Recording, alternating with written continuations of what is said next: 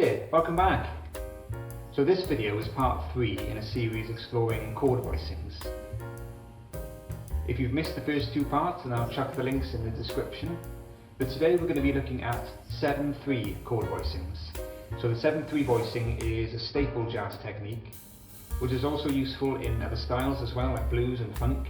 And it involves playing the 7th and the 3rd of the chord, which are kind of the colour tones of any 4-part chord. It's what gives that chord its particular distinctive sound and its colour. So for example, a D minor 7 would typically be played like this. But if we just play the 7th and the 3rd, and then we cover the root to the bass, hopefully you can hear that just by playing the 7th and the 3rd with the root, we're still keeping that distinctive minor 7th sound. Again, for dominant chords, let's do G. So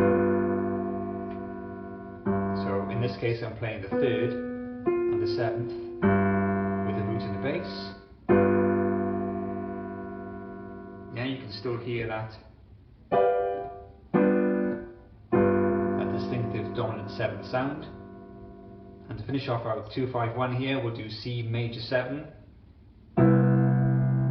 Yeah, so that's our 7th and our 3rd of the chord with the root in the bass. Put them all together, and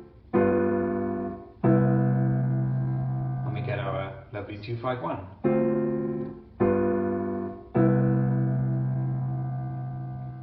Yeah, very easy concept, very easy on the fingers. There's very little movement.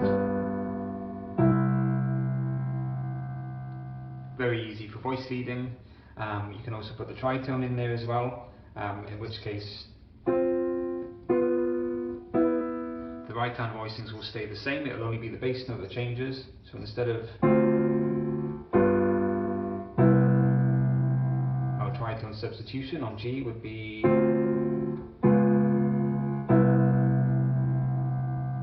I was playing the voicing down here.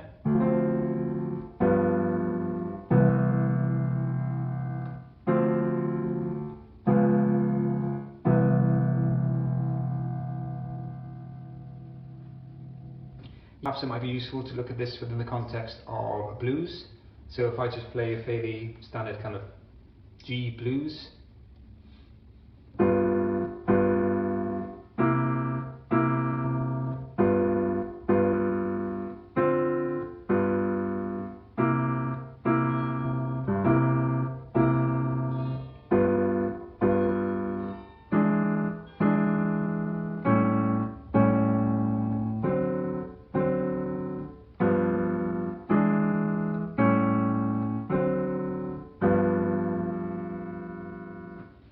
yeah, so fairly standard kind of progression there. In G we had that 1-6-2-5 turnaround at the end with the,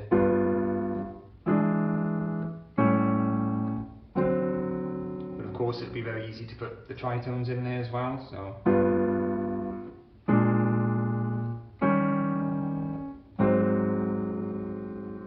oh, sorry, that was wrong.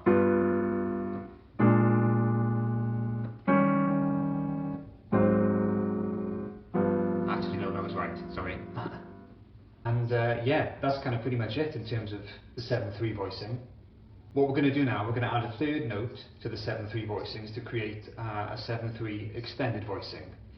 So this technique works particularly well on dominant chords in jazz and blues and R&B and funk and things like that. So I'll just go through some of the 7/3 extended voicings that can be used on dominant chords. So we'll start off with this one. That's our G13.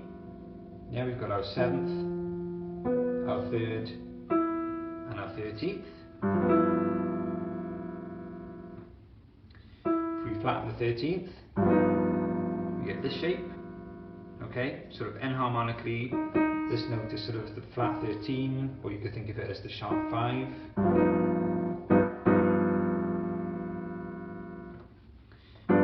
This shape will give us our standard kind of G7 sound with our 5th at the top. Moving up now, we can do this shape.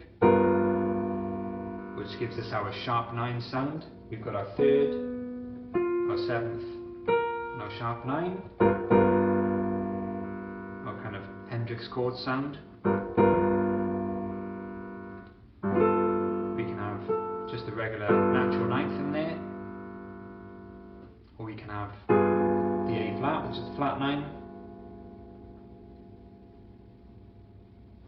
Yeah, so if we take our turnaround that we did earlier, which is our 1625 in G, yeah, standard voicings for those chords would be something like this.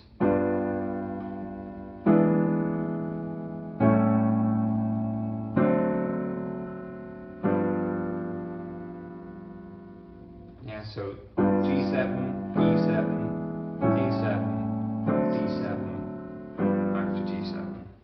And I'm just voicing those chords in a very kind of basic, standard way.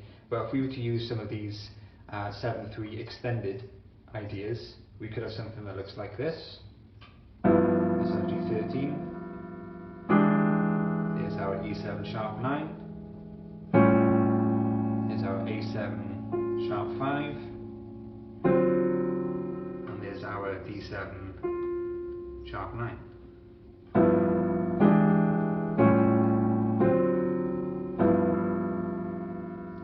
Voice them more up here. We could go G9.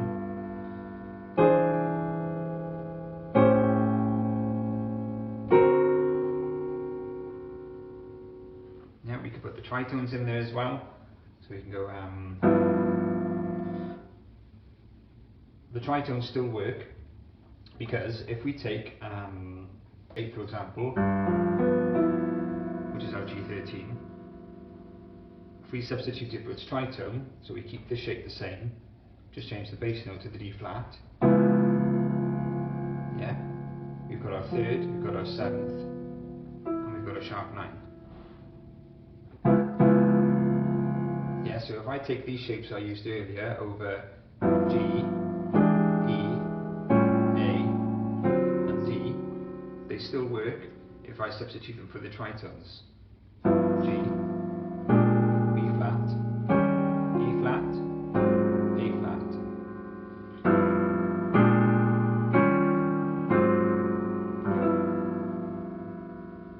and that's the beauty of these voicings, because they're very simple. I think they're quite simple to understand, and because they're only 2 or 3 notes, depending on whether you're using the extended version, they're quite easy to get under your fingers as well. Of course, you can play them in your left hand to free up your right hand for playing melody or improvising, etc. So we keep with our turnaround. Yeah, and I could just play I don't know, standard blues over the top. So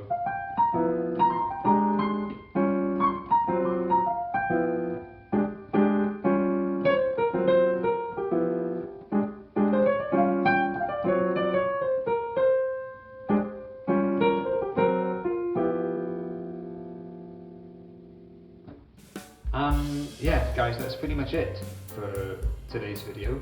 It's a very simple idea, very quick to teach, but incredibly effective and very versatile as well. If you've made it this far into the video, then well done and thank you very much. I really enjoy making these videos, and I really hope that people out there are getting some value from these videos as well. So I'd appreciate any likes or any comments that you wanted to chuck down. That's fine, but of course you don't have to. Stay tuned, this series is going to continue looking at different approaches to chord voicings on the piano. And once again, thanks for stopping by, guys.